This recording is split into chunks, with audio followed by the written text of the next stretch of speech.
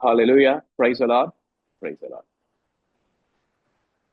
ஆண்டவருக்கு புகழ், ஆண்டவருக்கு நன்றி. ஆண்டவரே, இந்த இனிமையான இந்த காலை பொழுதில் ஆண்டுடைய வார்த்தைகளை பகிர்ந்து கொள்வதற்காக ஆண்டவர் என்னை இந்த நேரத்தில் அழைத்தமைக்காக என்னையும் இங்கு கூடியிருக்கும் ஒவ்வொருவரையும் அழைத்தமைக்காக முதலில் ஆண்டவருக்கு நன்றி கூட கடமைப்பட்டிருக்கின்றோம். ஆம் சகோதர சகோதரிகளே, இன்றைய நாளுக்கான வசனமாக ஆண்டுடைய வார்த்தையாக எரோமியா 20ஆம் அதிகாரம் வசனங்கள் 10 தொடக்கம் 13 வரை. இதில் என்ன குறிப்பிடப்பட்டிருக்கிறது என்றால், எரோமியா தீர்க்கதரிசி எவ்வாறு வேதனைக்குள்ளானார்,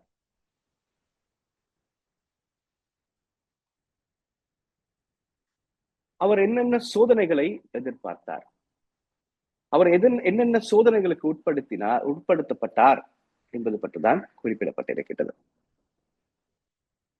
அவருடைய வாழ்க்கையில் சோதனைகள், துன்பங்கள், வேதனைகள் இருந்த போதிலும் அவர் ஒரே ஒரு வல்லமையோடு, ஒரே ஒரு திட்டத்தோடு இருந்தார்.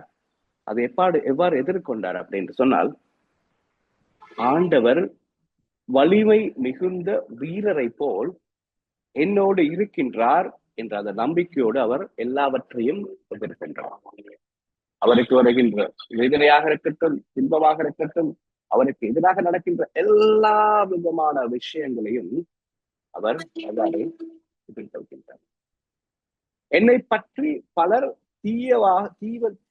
தீயவற்றையே பேசுகின்றார்கள், நான் விழுவேனா என்று எதிர்பார்த்து காத்துக் கொண்டிருக்கின்றார்கள். அந்த நேரத்திலையும் கூட அவர் ஒருபோதும் இறைவனுடைய வார்த்தையை அவர் கைவிடவில்லை.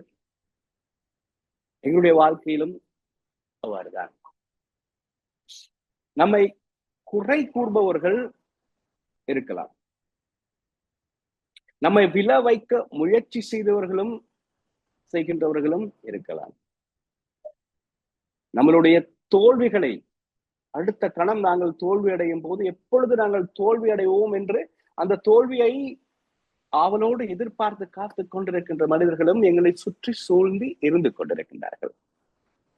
ஆனால் எங்களை படைத்த இறைவன் ஆண்டவர் சொல்கின்றார், நீர் ஒருபோதும் பயப்பட வேண்டாம், நான் உன்னோடு தான் இருக்கின்றேன், நீர் ஒருபோதும் பயப்பட வேண்டாம், நான் உன்னோடு இருக்கின்றேன் என்று ஆண்டவர் எங்களுக்காக சொல்கின்றார். மனிதர்கள் என்ன வேணாலும் எங்களுக்கு எதிராக செய்யலாம், ஆனால் உன்னோடு நான் இருக்கின்றேன், பிலிப்பாய் இரு என்று ஆண்டவர் எங்களுக்கு சொல்றார். எங்களுடைய வாழ்க்கையிலும் கூட நாங்கள் இவ்வாறான சந்தர்ப்பங்களில் இந்த வார்த்தைகளை நாங்கள் கடைபிடிப்பதில்லை, நாங்கள் மறந்து விடுகின்றோம். திருமுழுக்கின் மூலமாக இறைவன் எங்களுக்கு வழங்கிய எல்லா விதமான வல்லமைகளையும் மறந்து நாங்கள் வாழ்ந்து கொண்டிருக்கின்றோம். எங்களுடைய வாழ்க்கையில் துன்பங்கள் வரும்போது அதை எவ்வாறு எதிர்கொள்வது என்று தெரியாமல் நாங்கள் தடுமாறிக் கொண்டிருக்கின்றோம். ஆனால் இந்த இடத்தில் எரோமியா ஆண்டவரை மட்டுமே ஆயுதமாக பயன்படுத்தி அந்த துன்பங்களில் இருந்து எவ்வாறு வெளிவருகின்றார் என்பதுதான் கருத்தாக இருக்கிறது. ஆண்டவர் நம்முடைய நீதியை காப்பவராக இருக்கின்றார். எரோமியா சொல்கின்றார், ஆண்டவர் நீதியை விசாரிப்பவராக இருக்கின்றார். எந்த பக்கம் நீதி இருக்கின்றதோ அந்த பக்கம் இறைவன் இருக்கின்றார் என்பதை நாங்கள் மறந்து வாழ்ந்து கொண்டிருக்கின்றோம்.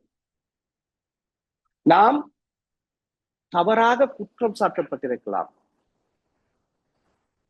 நாம் நம்முடைய வாழ்க்கையில் உண்மையாக இருந்த பொழுதிலும் கூட ஒரு சில நேரங்களில் நியாயம் கிடைக்காமல் இருக்கலாம். எங்களுடைய ஒரு சில விஷயங்களில் நாங்கள் உண்மையா இருப்போம், இதுதான் என்று ஒரு கட்டுப்பாட்டோடு உண்மையோடு வாழ்ந்து கொண்டிருக்கும் போது அதற்கு ஒரு நியாயம் கிடைக்காமல் இருக்கலாம். ஆனால் நினைவில் வைத்துக் கொள்ளுங்கள், நம்முடைய நியாயத்தை மனிதர்கள் தீர்மானிப்பதில்லை. எங்களுடைய வாழ்க்கையில் நியாயத்தை மனிதர்கள் தீர்மானிக்கப்பட மாட்டார்கள். எங்களை படைத்த இறைவன் மட்டுமே, ஆண்டவர் மட்டுமே அந்த நியாயத்தை தீர்மானிப்பவராக இருக்கிறார். நீதி தாமதமாகலாம், ஆனால் அது கண்டிப்பாக ஆண்டவரிடம் இருந்தே வரும் என்பதை நாங்கள் உண்மையாக ஏற்றுக்கொள்ளக்கூடிய மனப்பக்குவம் எங்களுக்குள்ள இருக்கிறது. அடுத்ததா எங்களுடைய வாழ்க்கையில் ஒரு சிலர் யாராவது எங்களை ஏமாற்றி, எங்களுடைய பாவங்களை எங்களை ஏமாற்றி, எங்களுடைய துன்புறுத்தி எல்லா விதமான எங்களை ஏமாற்றும் போது பழி வாங்கக்கூடிய எண்ணம் வந்து மனிதராகிய எங்களுக்கு இருக்கு கட்டாயமாக. என்னுடைய வாழ்க்கையிலும் அந்த ஒரு சந்தர்ப்பத்தை சாட்சியை பகிர்ந்து கொள்ளக்கூடியதாக இருந்தது கடந்த வாரம். என்னுடைய வாழ்க்கையிலும் கூட எனக்கு எதிராக துரோகம் செய்தவர்கள், குற்றம் செய்தவர்கள் நிறைய பேர் இருக்கிறாங்க. ஆனால் நான் அந்த சிஆர்எல்லுக்கு வந்தது பிறகு கூட அப்படி இருந்தது. ஆனா அந்த டைம்ல நான் வந்து யோசிக்கிறது, இதுக்கு என்ன முடிவு? ஒரு சில நாளைக்கு எனக்கு ஒருத்தர் ஒரு துரோகத்தை செஞ்ச பிறகு, எனக்கு எதிராக ஒரு பாவத்தை செஞ்ச போது என்னுடைய மனம் வந்து அப்படியே உடைந்து போயிருக்கும். அப்படியே இவன் எனக்கு இப்படி செஞ்சுட்டான், இவங்க எனக்கு இப்படி ஒரு பாவத்தை செஞ்சுட்டு இந்த துரோகத்தை செஞ்சுட்டாங்க, இவங்களுக்கு இதை விட மேல நான் செய்யணும்.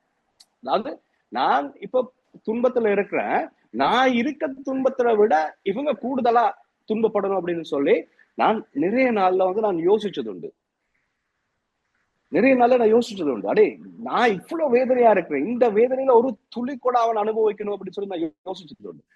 அதை அன்பானவர்களே, அதை நினைத்து ஒரு சில காலங்கள் நான் உறங்குவதும் இல்லை, தூக்கம் வராது. ஏன்னா எனக்கு இவங்க இப்படி செஞ்சுட்டாங்களே, இதை விட நான் கூட செய்யணும் சொல்லி என்னுடைய வாழ்க்கையில் நிம்மதி இல்லாமல் இருந்தது. ஒரு நாள் ஒரு பாவ சங்கீதம் என்னை மாற்றியது. அந்த இடத்துல அவங்க சொன்னார், நீங்க உங்களுக்கு இந்த துரோகம் செய்தவங்க இருக்காங்க தானே, அவங்களுக்கு எதிராக நீங்க மன்றாடுங்க என்ற அந்த வார்த்தை எனக்கு உடன்பட்டது. அன்று ஆரம்பித்தேன் நான். இன்று ஒரு 3 வருடங்களுக்கு முன்பதாக அன்று ஆரம்பித்த வாழ்க்கை நான். எனக்கு யார் துரோகம் பாவம் செய்தாலும் பரவாயில்லை, ஆனால் என் இறைவன் இருக்கின்றார், அவர் எல்லாத்தையும் பார்த்துக் கொள்வார் என்று சொல்லி நான் ஆண்டவரிடம் ஒப்படைத்து விட்டு நான் என்னுடைய வாழ்க்கையை கொண்டு சென்று கொண்டிருக்கின்றேன். இது என்னுடைய உண்மையான சாட்சியாக இருக்கிறது. ஆனால் இப்பொழுது நான் அடையும் நிம்மதி, நான் அடையும் மன அமைதி, நான் எவ்வளவு சந்தோஷமாக இருக்கின்றேன் என்று எனக்கு மட்டுமே தெரியும். அது என் இறைவனுக்கு தெரியும். இதுதான் ஆண்டவர் எல்லாரிடமும் எதிர்பார்க்கின்றார். பழி வாங்குதல் நாங்க இல்ல, அதை ஆண்டவரிடம் ஒப்படைக்க வேண்டும். ஆண்டவர் எல்லாவற்றையும் பார்த்துக் கொள்வார். அமைதியாக ஆண்டவர் இருக்க சொல்றார். ஆண்டவர் எங்களுக்காக போராடுகின்றார். இந்த மாதிரி சந்தர்ப்பங்களில், அதாவது எரோமியாக்கு நிறைய துன்பங்கள், நிறைய சோதனைகள், மற்றவங்க மக்கள் அவர், அதாவது அந்த இடத்துல சொல்லப்படுது, ஆண்டவர் வலிமை வாய்ந்தவராய் வந்து வீரரை போல் என்னை பாதுகாக்கின்றார். அந்த இடத்துல ஒருவேளை அவர் மயங்கி விடுவான், நாம் அவன் மேல் வெற்றி கொண்டு அவனை பழி தீர்த்து விடுவோம் என்று எல்லோரும் பார்த்து கொண்டிருக்கின்றார்கள். ஆனால் அவர் எல்லாவற்றுக்கும், அவர்கள் செய்யும் எல்லா விதமான துரோகங்கள் பாவங்களுக்கும் ஆண்டவருடைய வார்த்தையினாலேயே ஆண்டவரை நம்பி அவர் எல்லாவற்றையும் ஆண்டவரிடம் ஒப்படைக்கின்றார், நன்றி சொல்கின்றார். இந்த வசனத்தின் கடைசியில் அவர் சொல்றார் என்னன்னு கேட்டா, ஆண்டவரே,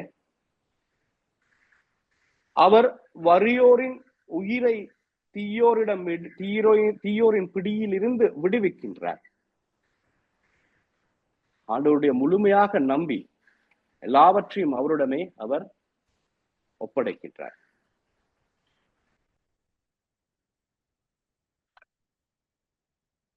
ஏழையின் ஜீவனை, அதாவது ஏழைகளினுடைய இந்த வறியோரின்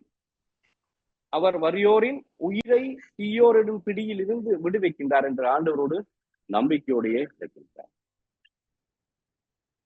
என்னுடைய இன்றைய வாழ்க்கையில் எவ்வாறு அப்படின்னு சொன்னா, நாங்கள் ஒரு 3 விடயங்களை எங்களுடைய வாழ்க்கையில் எடுத்துக்கொள்ளக்கூடியதாக இருக்கும்.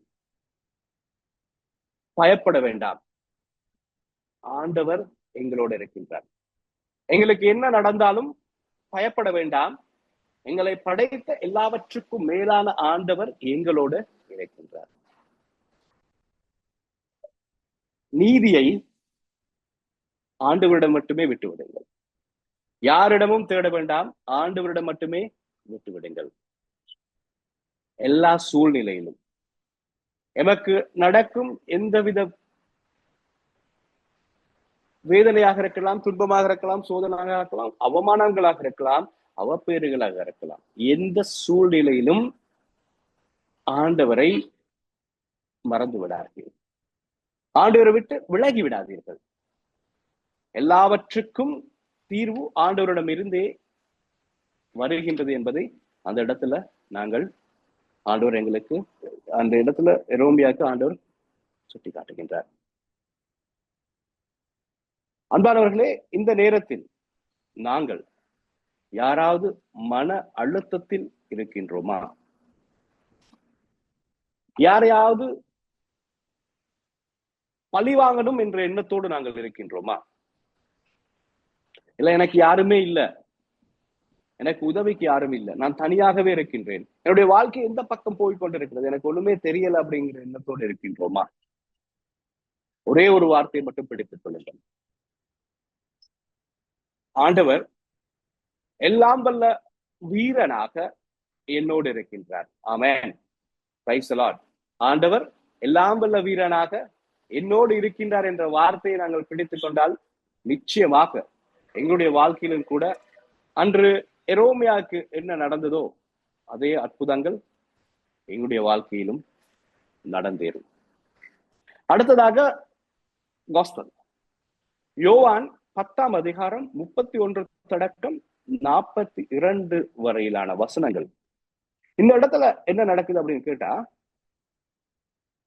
ஆண்டவர் இயேசுவை கல்லால் எறிவதற்கு காத்துக் கொண்டிருக்கின்றார்கள். யூதர்கள் இயேசுவை கல்லால் எறிந்து கொள்வதற்கு முயற்சி செய்து கொண்டிருக்கின்றார்கள். அந்த இடத்துல சொல்றாங்க, நீ மனிதனா இருந்து எப்படி நீ ஆண்டவரா மாற முடியும், எப்படி நீ இறைமகனாக மாற முடியும் என்று அவர்கள் கேள்விக்குறியோடு இருக்கின்றார்கள். அந்த காலத்துல இயேசுவோடு கூட இருந்த மக்கள் தான் அதை செய்தார்கள். அவர்கள் இயேசுவின் அற்புதங்களை தனது கண்களால் பார்த்தவர்களாக இருக்கின்றார்கள். அவருடைய அன்பை அவரோடு கூட இருந்து அனுபவித்தவர்களாக இருக்கின்றார்கள். ஆனாலும் அவர்கள் என்ன செய்கின்றார்கள்? அந்த உண்மையை ஏற்க மறுத்து கற்களால் எறிந்து ஆண்டவரை கொலை செய்ய முயற்சிக்கின்றார்கள். சில வேளைகளில் எங்களுடைய வாழ்க்கையிலும் அவ்வாறுதான். ஆண்டவரோட ஆசீர்வாதத்தை வழங்கும் போது, ஆண்டவருடைய வல்லமை எங்களுக்குள் இருக்கும் போது நாங்கள் அழகாக அதை மகிழ்ச்சியோடு அதை ஏற்றுக்கொள்கின்றோம். மகிழ்ச்சியோடு ஏற்கின்றோம். ஆனால் அவர் சொல்லும் வார்த்தைகளை முழுமையாக ஏற்க தயங்குகின்றோம். ஆண்டவர் எங்களுக்காக வழங்கி இருக்கும் என்ற பாதையை நாங்கள் போல்வது, அந்த பாதையை கடைபிடிப்பதற்கு தயங்குகின்றோம்.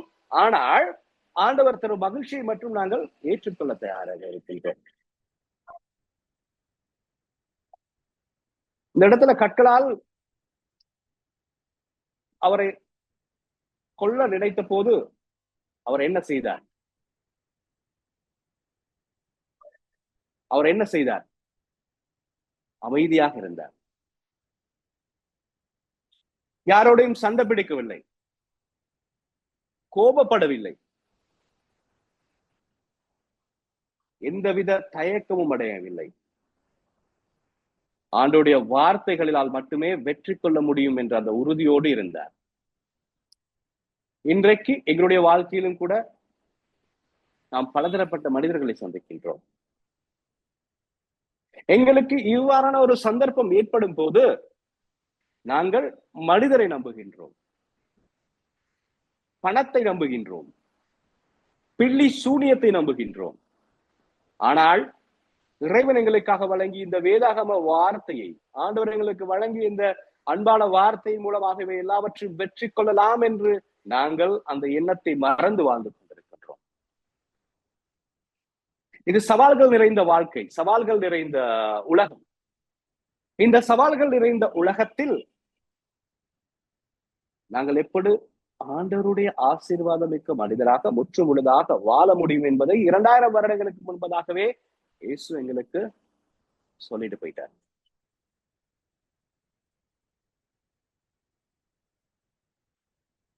நாங்கள் கிறிஸ்தவனாக வாழ ஆசைப்படுகின்றோம். ஆனால்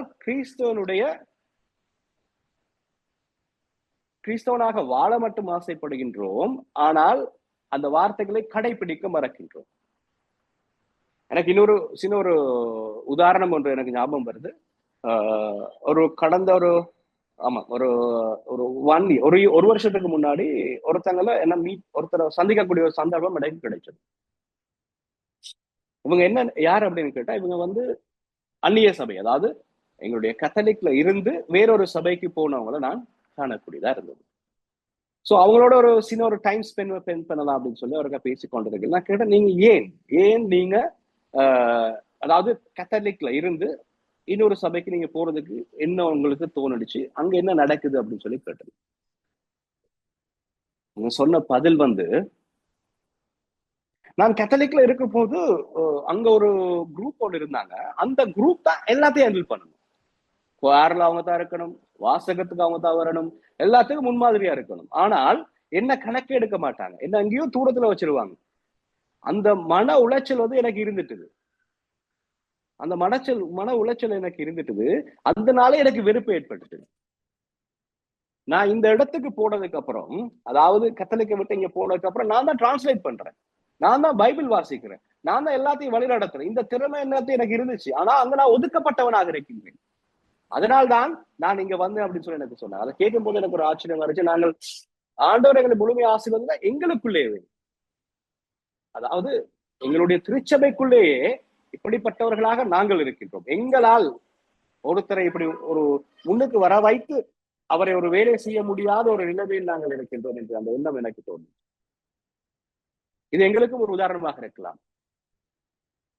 இந்த இடத்துல இருக்கிறவங்களும் சரி, இதை கேட்டுக்கொண்டிருப்பவர்களும் சரி, இவ்வாறான சிந்தனையில் இருந்தால் நிச்சயமாக நாங்கள் அவ்வாறானவர்களுக்கு உதவி செய்து ஆண்டவரை அவர்களுக்குள் கொண்டு செல்லக்கூடிய மனப்பான்மை உடையவர்களாக வாழ வேண்டும். இந்த 2 வாசகங்களிலும் துன்பங்களை, வேதனைகளை எவ்வாறு நாங்கள் எதிர்கொண்டு எங்களுடைய வாழ்க்கையை முன்னெடுத்து செல்லலாம் என்பதை இறைவன் எங்களுக்கு எடுத்து காட்டுகிறார். இதுதான் எங்களுடைய வாழ்க்கையில் தேவையான ஒன்றையாக இருக்கின்றது. ஒரு 3 விடயங்களை நாங்கள் எடுத்துக்கொள்ளக்கூடியதாக இருக்கும்.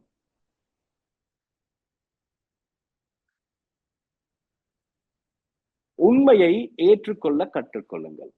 அதாவது ஆண்டவர் இதைதான் எனக்கு கொடுக்கிறார். ஆண்டவருக்கும் உங்களுக்கும் உள்ள ஒரு கனெக்ஷன். ஆண்டவர் தருவது உண்மையாக இருக்கும். அவர் என்னை ஒருபோதும் கைவிட மாட்டார் என்ற அந்த உண்மையை ஏற்றுக்கொள்ளக்கூடியதாக இருக்கக்கூடிய மனப்பான்மை ஆண்டவர் எங்களுக்கு தரணும். ஆண்டுடைய வார்த்தையை ஆயுதமாக பயன்படுத்தக்கூடிய சக்தி ஆண்டவர் அன்று எரோமியாவுக்கு கொடுத்தார். அதே சக்தியை எங்களுக்கு தருகின்றார். எங்களுக்கு என்ன பிரச்சனைகள், துன்பங்கள் இருந்தாலும் கூட ஆண்டவருடைய வார்த்தையின் மூலமாக அதை வெற்றி கொள்ளக்கூடிய சக்தியை எங்களுக்கு ஆண்டவர் தருகின்றார். அதே போல் ஆண்டவரை ஏற்றுக்கொண்ட நாங்கள், திருமுழுக்கின் மூலமாக ஆண்டவரை ஏற்றுக்கொண்ட நாங்கள் மற்றவர்களுக்கு சாட்சியாக வாழ வேண்டிய அந்த சக்தியை ஆண்டவர் எங்களுக்கு தந்திருக்கிறார். இந்த தவக்காலத்தில் ஆண்டவர் எவ்வளவு ஆசீர்வாதங்களை தந்திருக்கின்றார். இந்த 3 விடயங்களை நாங்கள் கடைபிடித்தாலே நம்முடைய வாழ்க்கை ஆண்டவரோடு கூடியதாக இருக்கும். முதலாவது, ஆண்டவரை ஏற்றுக்கொள்ளுதல், ஆண்டவர் தருவதை ஏற்றுக்கொள்ளுதல். இரண்டாவதாக, அதனுடைய வார்த்தைகளை ஆயுதமாக பயன்படுத்தி எங்களுடைய வாழ்க்கையில் நடக்கும் துன்பங்களிலிருந்து எவ்வாறு வெற்றி பெறுவது. மூன்றாவது, எங்களுடைய வாழ்க்கையை ஆண்டவருக்கு உகந்த சாட்சியாக எவ்வாறு மாற்றுவது என்பது. எனவே இன்றைய நாள் ஆண்டவர் இந்த அற்புதத்தை, அழகான வார்த்தையின் மூலமாக எங்களை ஆசீர்வதித்திருக்கின்றார். அன்பான பரலோக தந்தையே, இன்றைய வார்த்தைகள் எங்களுடைய வாழ்க்கையில் ஒரு ஊண்டுகோலாக இருந்து உமக்கும் எங்களுக்கும் உள்ள அந்த கனெக்ஷன், அந்த தொடர்பு மேலும் மேலும் அதிகரிக்க ஆண்டவர் ஆசீர்வதிக்க ஆண்டவர். அன்று எரோமியா வேதனை, துன்பம், துயரங்கள், சோதனை, மற்றவர்களிடமிருந்து வரும் அந்த வேதனையிலிருந்து எவ்வாறு ஆண்டவரோடு உள்ள நம்பிக்கையின் மூலமாக ஆண்டவருடைய வார்த்தைகளை பயன்படுத்தி, ஆண்டவருடைய வார்த்தைகளை அவர் பயன்படுத்தி ஆண்டவர் வெற்றி அடைந்தாரோ அவர். அதே போல் இயேசு கற்களை எரிய வந்து அவரை அவமானப்படுத்தி, அவரை வேதனைப்படுத்தி, அவரை துன்பப்படுத்தி நின்ற போது ஒருபோதும் பதட்டம் அடையாமல் எவ்வாறு ஆண்டவருடைய வார்த்தைகளை மட்டும் பயன்படுத்தி வெற்றி அடைந்தாரோ அதே மனநிலையை, அதே வல்லமையை, அதே ஆசீர்வாதத்தை பரிசுத்த ஆவியானவர் எங்களை தொட்டு அதன் மூலமாக ஆசீர்வதை ஆண்டவர். இது எங்களிடம் மட்டுமல்ல ஆண்டவரே, எங்களை சூழ்ந்திருக்கும் எங்களுடைய குடும்பங்களாக இருக்கட்டும், எங்களுடைய உறவினர்களாக இருக்கட்டும், எங்களுடைய நண்பர்களாகவும் கூட நாங்கள் அணைத்துக் கொண்டிருக்கிறோம். உமது வல்லமை எங்களோடு கூட இருக்கட்டும். நாங்கள் எங்களுடைய வாழ்க்கையினை ஆண்டவருக்கு சாட்சியானவராக மாற்றக்கூடிய சக்தியும் வல்லமையும் தந்து எங்களை ஆசீர்வதிங்க. உங்களுடைய வல்லமை, உங்களுடைய ஆசீர்வாதம் எங்களோடு கூட இருக்கட்டும். ஆமென்.